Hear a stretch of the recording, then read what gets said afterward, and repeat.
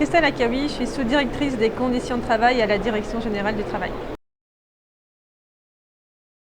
Alors j'ai participé à une table ronde sur la médecine du travail où j'ai eu l'occasion de rappeler le cadre qui a été posé récemment par la loi du 2 août 2021 qui a permis de renouveler l'organisation des services de prévention et de santé au travail pour proposer une offre beaucoup plus homogène sur l'ensemble du territoire et pour avoir un niveau de service qui soit mieux harmonisé et plus qualitatif pour les citoyens au sein des entreprises. Donc l'idée c'est que cette loi doit aujourd'hui être encore complètement déployée, même si on a fait une grande partie du travail réglementaire puisque une vingtaine de décrets ont été publiés.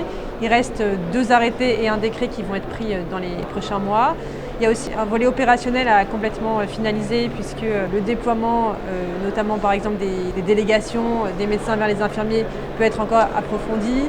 On a les cellules de prévention de la désinsertion professionnelle qui sont mises en place par la loi, qui sont mises en place par 88% des services de santé au travail, mais qui peuvent encore aller plus loin puisque l'objectif c'est que 100% des services en soient dotés.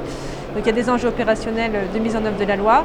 Et puis on a aussi des enjeux d'avenir pour la médecine du travail au-delà de la loi et du cadre législatif qui a été posé.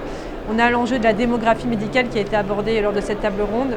Le ministère est mobilisé sur la question avec l'ensemble des partenaires, avec l'idée de renforcer notamment l'attractivité de la spécialité de médecine du travail, faire en sorte que les jeunes étudiants en médecine choisissent cette spécialité et s'engagent vraiment sur ce secteur-là. L'enjeu, il est fort puisqu'on a besoin d'assurer un suivi de qualité pour l'ensemble des salariés, aussi bien sur des visites de prévention simples que sur des suivis renforcés pour les salariés qui ont une exposition plus particulière à certains risques. Et puis on a l'enjeu de la prévention de la désinsertion professionnelle, de l'usure professionnelle qui est un enjeu dans les prochaines années et pour lequel on va avoir besoin d'une ressource médicale complètement disponible. Donc la démographie médicale, c'est un sujet important sur lequel on travaille. Et puis plus largement, on a aussi abordé les sujets d'innovation en médecine du travail qui sont essentiels. On a aujourd'hui, comme tout le monde le sait, l'intelligence artificielle qui se déploie largement. On a les progrès technologiques aussi qui sont présents.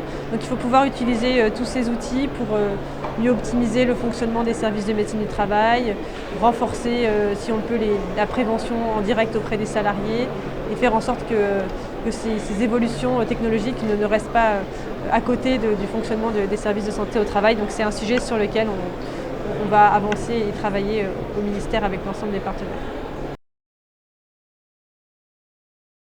Un échange très intéressant entre l'ensemble des partenaires et c'est l'occasion de voir qu'on est tous alignés sur l'objectif de faire en sorte que la santé des salariés soit une priorité et que les moyens soient à la hauteur pour assurer cette santé dans le long terme.